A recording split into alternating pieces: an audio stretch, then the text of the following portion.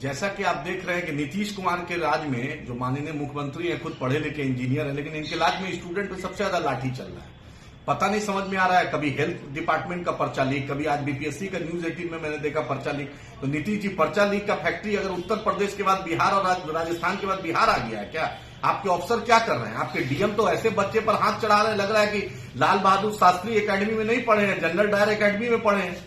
लोकतंत्र में किसी को हाथ उठाने का अधिकार नहीं। डीएम साहब पे कोई हाथ उठा देगा तो बहुत मिर्ची लगेगा। मानते हैं कि परसों तरसों नया डीएम ऑफिस बना है, उसमें मुख्यमंत्री खुद जाकर कुर्सी पर आपको बैठाएं, इसका मतलब आप संविधान से ऊपर डीएम साहब नहीं हो गए।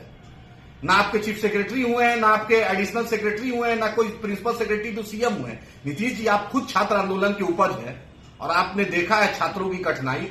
पेपर लीक होगा, अगर छात्र आंदोलन नहीं करेगा, अपनी बात नहीं रखेगा, क्या करेगा? आप क्यों नहीं एक गिरीवान सेल बनाते हैं मुख्यमंत्री कार्यालय में कि जो छात्र अपनी बात रखेगा? आपका तो तानाशाह लोग है, ऑटोनोमस बॉडी चला रहा है। बीपीएससी में कैसे पर्चा लीक हो गया? क्यों नहीं उसको उस पर जो दोषी अफसर है उस पर कार्रवाई हो? क्यों नहीं डिसमिसल फ्रॉम सर्विस हो? तो नीतीश जी, आप पढ़े लिखे हैं, इसलिए आपसे अनुरोध कर रहे हैं, अपने पदाधिकारियों को बोलिए कि हाथ चलाना बंद करें, काम करना शुरू करें। नया बिल्डिंग बना है तो टैक्स पेयर का पैसा से बना है। डीएम साहब, आपके घर के पैसा से नहीं मिला, या आईएएस एसोसिएशन चंदा करके नहीं डीएम ऑफिस बनाया है। ऐसा हाथ चला रहे हैं। अरे लाल बहादुर शास्त्री एकेडमी का कुछ तो गरिमा रखिए, कुछ तो लगे कि आप लाल बहादुर शास्त्री एकेडमी में आप top of the intelligent mind of the country है। हाथ चला रहे हैं ऐसे बच्चों पर। अरे वही बच्चा कल कलेक्टर बन जाएगा, वही कल आप रिटायर कीजिएगा, वही चीफ सेक्रेटरी उस प्रदेश का रहेगा।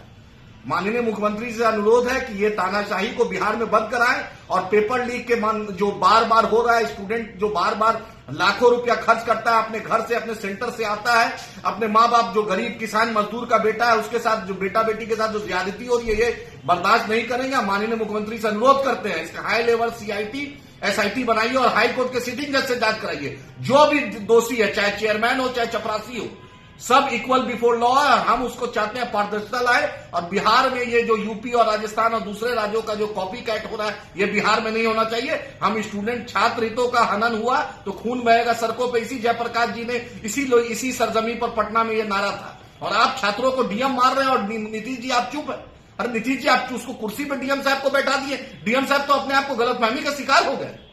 हम स्टूडेंट के साथ हैं और स्टूडेंट के मुद्दे पर मजलिस इत्तेहाद मुस्लिमीन लड़ती है और लड़ेगी, उसकी आवाज उठाएगी। और ये लोकतंत्र है, लोकतंत्र में सबकी आवाज सुनी जाएगी। और माननीय मुख्यमंत्री एक उसका एसआईटी बनाकर इसका निष्पक्ष जांच कराए।